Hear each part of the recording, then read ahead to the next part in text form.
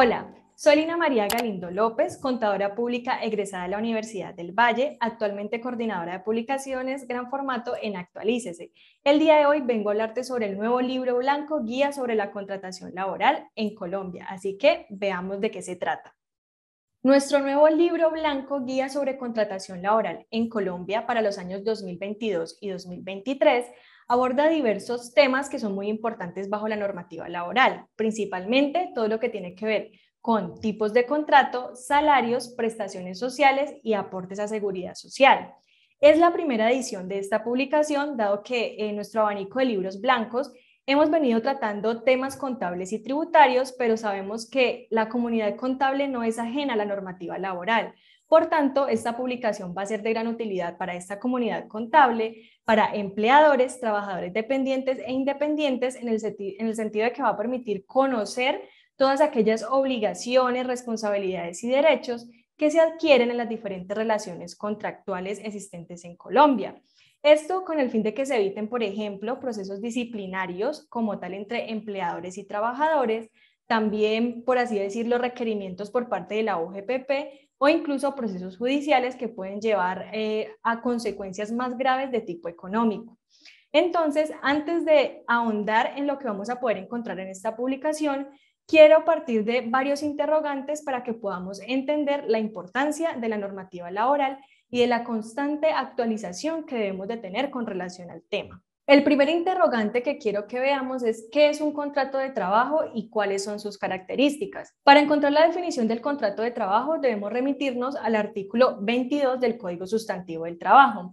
Este código nos establece que el contrato de trabajo debe entenderse como un acuerdo de voluntades a través del cual una parte se obliga con otra, que puede ser persona natural o jurídica, a prestar un servicio de manera personal bajo una subordinación y a cambio de una remuneración salarial.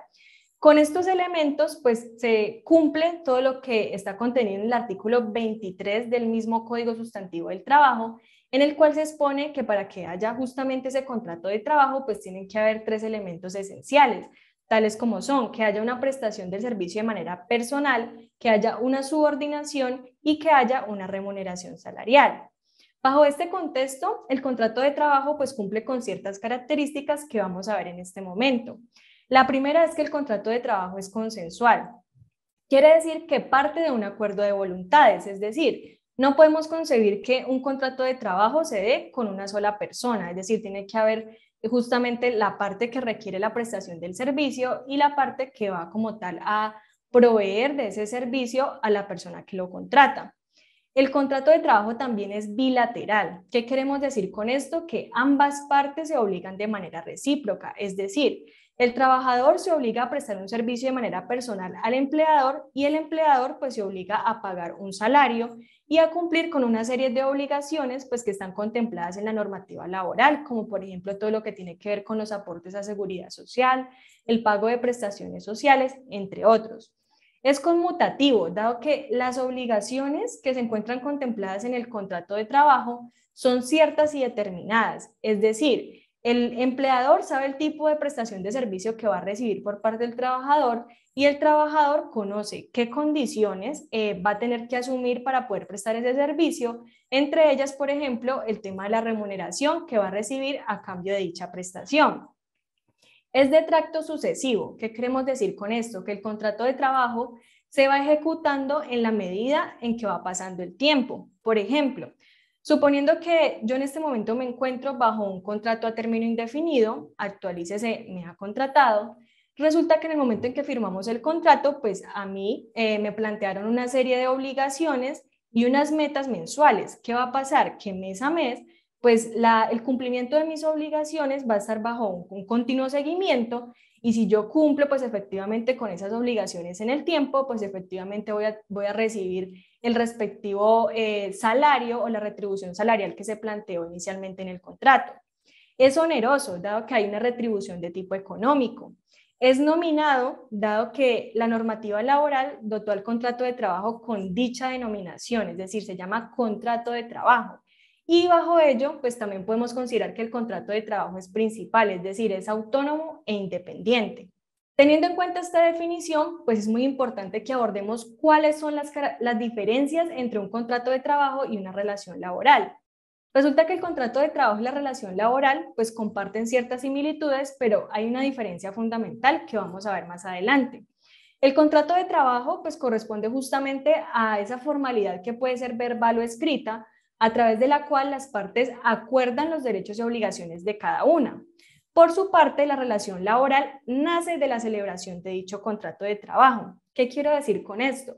Que la relación laboral surge justamente de los aspectos que conforman ese contrato de trabajo, como por ejemplo, que el trabajador preste sus servicios de manera personal, que reciba órdenes del empleador, que el empleador pague satisfactoriamente los pagos laborales a los que se encuentra obligado, entre otros, es decir, todo lo que conforma la esencia de ese contrato de trabajo. Ahora, ¿por qué es importante diferenciar entre estos dos conceptos? Resulta que no es necesario que exista el contrato de trabajo para que un trabajador pueda acudir ante un juez laboral a reclamar el pago de ciertas acreencias laborales que le han sido negadas justamente por no tener ese contrato de trabajo. En este caso, basta con que el trabajador demuestre con pruebas suficientes de que había una relación laboral para que el juez pueda fallar a su favor y le obligue al empleador a pagar dichas acreencias laborales. A este punto me refiero porque últimamente es común que conozcamos diversas modalidades de contratación que se han venido implementando justamente para evitar el pago de aportes a seguridad social, de prestaciones sociales, pero que de fondo pues sí hay una relación laboral. Por eso es muy importante que empleadores, trabajadores dependientes e independientes pues conozcamos todo ese conglomerado de características porque más adelante, en caso de que, por ejemplo, en un caso que se dé que un trabajador tenga una relación laboral, pero no haya un contrato de trabajo, pues más adelante puede acudir ante un juez laboral y esto puede traer pues graves consecuencias económicas para el empleador. Bajo este contexto, pues podemos identificar varios tipos de contrato de trabajo, los que comúnmente conocemos como a término fijo, a término indefinido, por obra labor, accidental u ocasional, y hay otras modalidades especiales de contratación, como por ejemplo aquellas relativas a la contratación de aprendices, trabajadores extranjeros, entre otros. En este punto quiero hacer anotación en el contexto que hemos venido viviendo, por ejemplo, a partir de la pandemia. Como tal, en ese momento se vino masificando, por ejemplo, el uso del teletrabajo y hemos tenido unas nuevas figuras como por ejemplo la de trabajo en casa, trabajo remoto, que justamente en este año fueron reglamentadas. Todas en su conjunto comparten en general pues los mismos derechos y obligaciones, pero cada una cuenta con unas características específicas que es muy importante que conozcamos justamente pues para evitar caer en imprecisiones o en omitir obligaciones y pues más adelante estar sujetos a diferentes sanciones o seguimientos por parte de la UGPP, denuncias por parte de los trabajadores, entre otros. Siguiendo el hilo del tema del contrato de trabajo, es muy importante que conozcamos también en qué casos puede darse la terminación del contrato laboral. Para este tema, el artículo 61 del Código Sustantivo del Trabajo pues expone de manera muy específica las situaciones que pueden dar lugar a la terminación del contrato laboral. La primera es por muerte del trabajador. En este punto es muy importante que tengamos en cuenta que la normativa laboral no habla de que haya una terminación del contrato laboral cuando hay una muerte del empleador, solo habla del trabajador. ¿Por qué? Porque cuando muere el empleador, pues puede haber lugar a la figura de la sustitución patronal. Otra causa puede ser por mutuo consentimiento, es decir, por ejemplo, yo me encuentro vinculada a Actualícese y Actualícese y yo nos reunimos y como tal decimos, bueno, no queremos, yo no quiero seguir, ustedes no quieren mis servicios y como tal, pues llegamos a un acuerdo para dar por terminado ese contrato laboral. Otra causa puede ser por expiración del plazo fijo pactado. Esto se refiere, por ejemplo, a los contratos a término fijo, que justamente para que no sean prorrogados, pues tiene que darse una notificación o un preaviso por parte del empleador 30 días antes, mínimo 30 días antes de justamente llegarse a ese término fijo, para que justamente el trabajador pues sepa de que el contrato no se va a prorrogar y que pues o lógicamente va a terminar el contrato laboral. Otra causa puede ser por terminación de la obra o labor contratada. Esto es muy común cuando en varios tipos de contrato pues justamente los que tienen como tal esta obra o labor contratada, pues muchas veces no incluyen como tal la duración específica del contrato y por tanto pues se entiende que la terminación del contrato se da cuando se llega a la terminación de la obra para la cual fue contratada el trabajador. Otra causa que tenemos es por liquidación o clausura definitiva de la empresa o establecimiento, caso en el cual pues la empresa debe mediar con una autorización del Ministerio del Trabajo. Otra causa es por suspensión de actividades por parte del empleador durante más de 120 días, dado que la empresa en ese caso no estaría en las óptimas condiciones para que el trabajador pueda prestar sus servicios. En este punto, pues también se deben de cumplir una serie de precisiones para evitar pues incurrir en aspectos ilegales que puedan traer consecuencias para el empleador. Otra causa es por sentencia ejecutoriada, es decir, cuando un juez determina que el contrato laboral debe terminarse. Y por decisión unilateral, que se da justamente cuando lo termina, pues con autonomía el empleador o el trabajador. Por ejemplo, en el caso de el empleador dar por terminada de forma unilateral el contrato laboral, cuando el trabajador ha presentado, por ejemplo, documentos falsos para poder obtener la vacante. O, por ejemplo, que una vez ha sido vinculado el trabajador, pues ha causado daños de manera intencional a los elementos con los cuales trabaja o ha agredido a compañeros de trabajo sin ninguna justificación, entre otros. Y la misma pues, situación puede darse por parte del trabajador cuando se dan incumplimientos graves por parte del empleador. Bajo este escenario podemos reconocer diversos tipos de terminación del contrato laboral.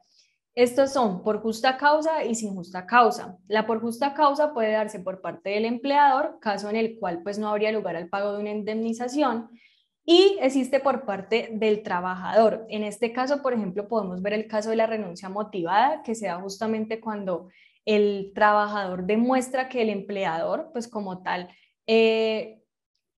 no cumplió con sus obligaciones y pues como tal presenta su renuncia de manera obligada porque no se le están dando las condiciones que fueron pactadas inicialmente en el contrato para poder continuar con la prestación de su servicio.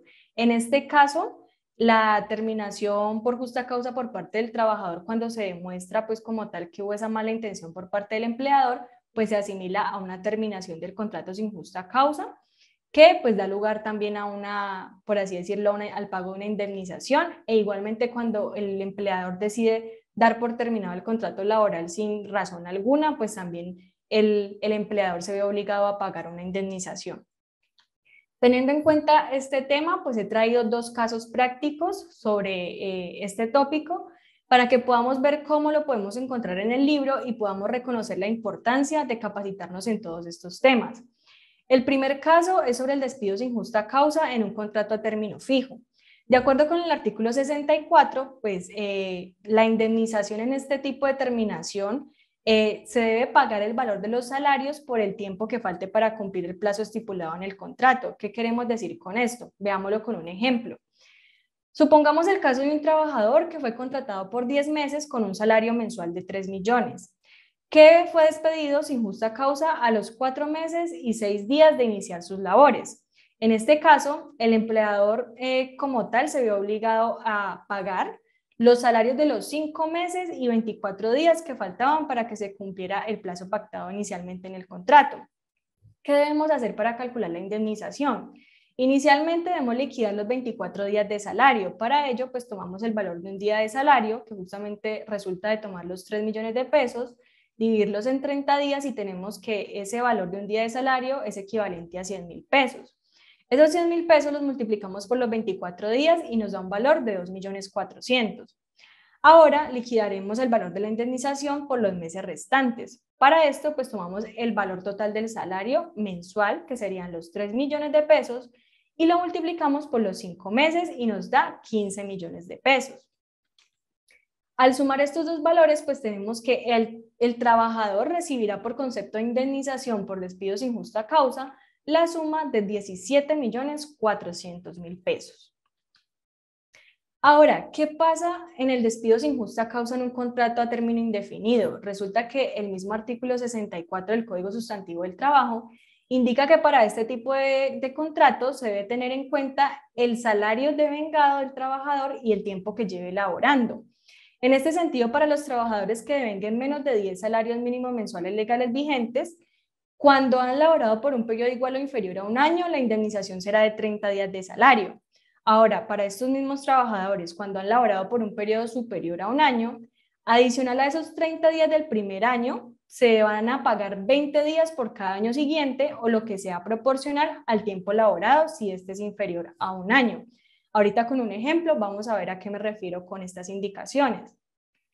Por otro lado, para los trabajadores que devengan un salario igual o superior a 10 salarios mínimos mensuales legales vigentes, cuando han laborado por un periodo igual o inferior a un año, recibirán de indemnización 20 días de salario, y cuando han laborado por un periodo superior a un año, adicional a esos 20 días del primer año, recibirán 15 días de salario por cada año siguiente, o lo que sea proporcional al tiempo laborado si este es inferior a un año. Veámoslo entonces con un ejemplo. Supongamos que un trabajador fue contratado el 8 de febrero de 2017, devengando un salario básico de 2.010.000 pesos, sin variación alguna durante la relación laboral, y fue despedido sin justa causa el 30 de mayo de 2022. Antes de pasar a la liquidación de la indemnización, pues debe establecerse el valor de un día de salario. Entonces tomamos los 2.010.000 pesos dividido los 30 días y tenemos el valor de 67.000 pesos. Ahora realizamos el cálculo por cada periodo. Entonces tenemos que por el primer año le van a corresponder 30 días de salario. Ese primer año está comprendido entre el 8 de febrero de 2017 y el 8 de febrero de 2018. Entonces tenemos 67.000 por 30 días, nos da 2.010.000. Ahora, por los periodos o años siguientes le va a corresponder 20 días de salario. Entonces tenemos que del 8 de febrero de 2018 al 8 de febrero de 2019 le corresponderá 1.340.000 pesos, y lo mismo por el periodo comprendido entre el 8 de febrero de 2019 y el 8 de febrero de 2020, igual con el 8 de febrero de 2020 y el 8 de febrero de 2021, y también por el 8 de febrero de 2021 y el 8 de febrero de 2022. Ahora, ¿qué pasa con esos meses o días restantes? Para la liquidación del periodo comprendido entre el 9 de febrero y el 30 de mayo de 2022, pues debemos de calcular el valor de la indemnización de manera proporcional. Entonces, tomamos en cuenta 21 días de febrero de 2022, asumiendo pues que los días son de 30, y 90 días correspondientes a los meses de marzo, abril y mayo del mismo año.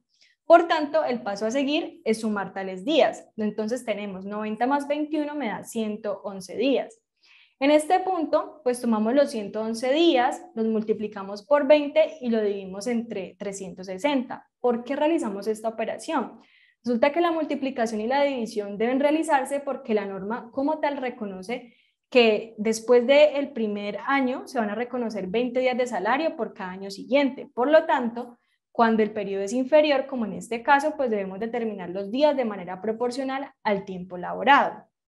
Entonces tenemos 111 días por 20 es igual a 2.220. Ese valor lo dividimos en 360 y nos da 6 días. De esta manera, por el periodo de 111 días, el trabajador tiene derecho a 6 días de indemnización. Teniendo este valor, pues tomamos el valor del día de salario y lo multiplicamos pues por los días para indemnizar. Entonces tomamos 67.000 por 6 días es igual a 402.000 pesos. Finalmente, sumamos los valores resultantes por cada año y los meses restantes y tenemos que este trabajador que fue despedido sin justa causa y tenía un contrato a término indefinido y cuyo salario como tal fue menor a 10 salarios mínimos mensuales legales vigentes, pues va a recibir una indemnización total de 7.772.000 pesos.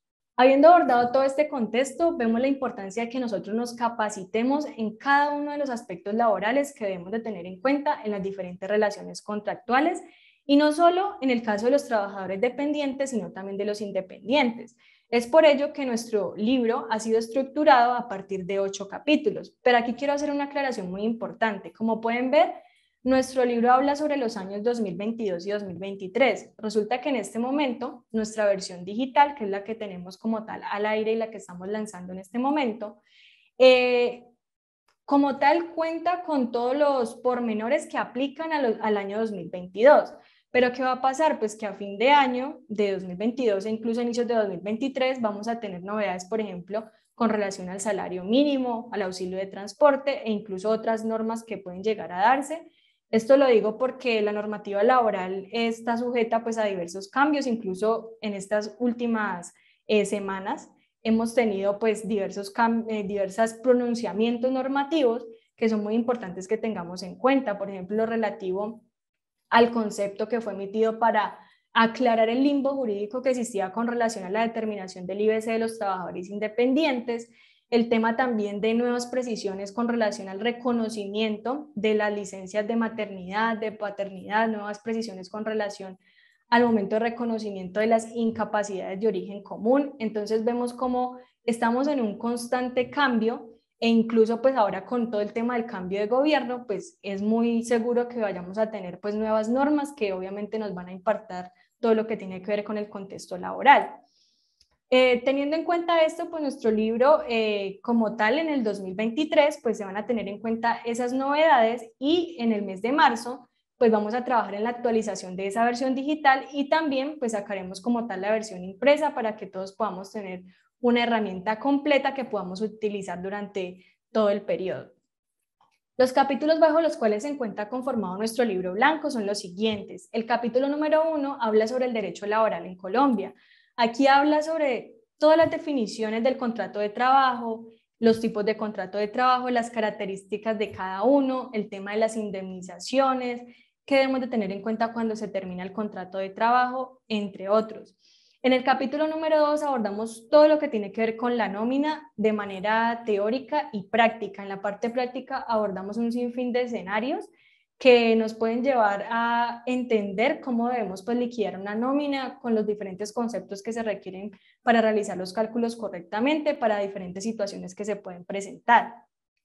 En el capítulo número 3 abordamos todo lo que tiene que ver con dichos pormenores, pero aplicados a los trabajadores independientes, cómo deben cotizar a seguridad social, si son acreedores de licencia de maternidad, licencia de paternidad, qué deben cumplir para poder acceder a dichos reconocimientos, entre otros. En el capítulo número 4 abordamos todo lo que tiene que ver con el Sistema General de Pensiones en Colombia. Allí describimos cada uno de los tipos de pensiones, los requisitos que como tal se exige para poder acceder a la pensión, ahondando en diferentes nociones jurisprudenciales, pues que como tal abordan diversos temas específicos que son de importante conocimiento para el público que está interesado en este tema. En el capítulo número 5 abordamos todo lo que tiene que ver con los sistemas de protección al trabajador, qué tipos de sistemas existen, qué pasa si no los cumplo y todo el conglomerado de, por ejemplo, de sanciones que aplican cuando, por ejemplo, no se están cumpliendo con la implementación de esos diversos sistemas de protección al trabajador. En el capítulo número 6 abordamos todo lo que tiene que ver con los requerimientos y procesos de fiscalización de la UGPP. Aquí lo que hacemos es indicarle a nuestros lectores qué tipo de acciones son fiscalizadas por esta entidad y en caso de llegar requerimientos, pues cómo debemos abordar esos requerimientos para justamente pues responder en adecuada forma. En el capítulo número 7 tenemos un capítulo completo dedicado a 61 respuestas a preguntas frecuentes. Allí lo que hacemos es trasladar diversas inquietudes que surgen en el día a día y damos pues como tal una respuesta sobre el tratamiento específico a dicha situación. En el capítulo número 8 tenemos el capítulo de normativa relacionada en el cual listamos una serie de normas, las más importantes que sustentan el contenido trabajado en la publicación y pues básicamente la funcionalidad que tiene este capítulo es que a través de nuestro celular vamos a poder escanear un código QR y acceder como tal a la norma publicada en el portal Actualícese o también en la página del Senado, teniendo en cuenta, por ejemplo, el caso del Código Sustantivo del Trabajo por su extensión. Finalmente tenemos una serie de anexos, son 34 anexos descargables en total que están en versión como tal de PDF, Excel y Word, los cuales van a poder ser descargados a través de una zona de complementos en los cuales, además de tener esos 34 anexos, vamos a ir incluyendo las novedades que han surgido posterior a la terminación de la edición de la publicación. Esto dado que la terminación de esta edición fue el 2 de agosto de 2022. Entonces allí vamos a tener como tal las novedades que vayamos teniendo en lo que va corriendo del año y hasta que actualicemos la versión a 2023. Ahora quiero mostrarles qué vamos a poder encontrar en esos 34 anexos descargables, así que les voy a mostrar el siguiente enlace, el cual vamos a dejar en la parte de abajo de este video para que podamos ver los diferentes anexos que contiene esta publicación. En este post vamos a poder como tal descargar la publicación pues cuando tengamos acceso a ella. También vamos a tener la descarga de la carpeta zip con los 34 anexos. Vamos a poder encontrar información relacionada pues con la temática laboral. Vamos a poder encontrar las características técnicas de la publicación y vamos a encontrar una matriz en la cual se explica el nombre del anexo del libro y la respectiva descripción, es decir, de qué se trata. Aquí voy a proceder a enunciar pues el tema general que aborda cada anexo para que podamos ver el completo material que vamos a tener con esta herramienta. El primer anexo es una estructura del Código Sustantivo del Trabajo. El segundo habla sobre un modelo de contrato individual de trabajo a término fijo. El tercero es un modelo para la carta de terminación del contrato a término fijo por vencimiento de términos. El 4 es un contrato de trabajo a término indefinido. El quinto es un contrato de obra para construcción. El sexto corresponde a un liquidador de horas extra. El número 7 corresponde a un modelo de llamado de atención. El número 8 es un modelo de contrato de outsourcing. El 9 es un liquidador de indemnización en contrato a término fijo u obra o labor. El 10 es un liquidador de indemnización en contrato a término indefinido. El 11 es un modelo para la solicitud de pago de acreencias laborales. El 12 es un PDF en el cual se enuncian las diferentes fórmulas que necesitamos para liquidar las prestaciones sociales, vacaciones y horas extra. El número 13 corresponde a un modelo de autorización de descuento al trabajador por un préstamo. El 14 corresponde a un liquidador de aportes a seguridad social de trabajadores por cuenta propia y rentistas de capital. El 15 es un liquidador de los aportes al Fondo de Solidaridad Pensional. El 16 es un liquidador de los aportes al piso de protección social. El 17 es un liquidador de prestaciones sociales y vacaciones. El 18 corresponde a un liquidador de auxilio de incapacidad. El 19 corresponde a un liquidador de prestaciones sociales cuando hay una incapacidad. El número 20 corresponde a un liquidador de nómina de un trabajador que se contrata con un salario mínimo para el 2022. El 21 es un liquidador de nómina con salario integral para el 2022. El 22 es un liquidador de nómina con incapacidad. El 23 corresponde a un liquidador de nómina de trabajador pensionado. El 24 nos trae un completo caso sobre la contabilización de la nómina. El 25 es un liquidador del cálculo de los intereses a las cesantías. El 26 nos trae 11 casos prácticos sobre la liquidación de cesantías. El 27 corresponde a 12 liquidadores para calcular la prima legal de servicios. El 28 corresponde a 10 casos prácticos sobre la liquidación de vacaciones. El 29 es un modelo de contrato por prestación de servicios. El 30 es un liquidador de aportes a seguridad social para trabajadores independientes. Y el 31, 32 y 33 corresponden a una serie de listas de chequeo frente a los estándares mínimos de seguridad que deben de cumplir las empresas de acuerdo a su tamaño. El 34 corresponde a un liquidador de nómina de empleados de servicio doméstico que laboran por días.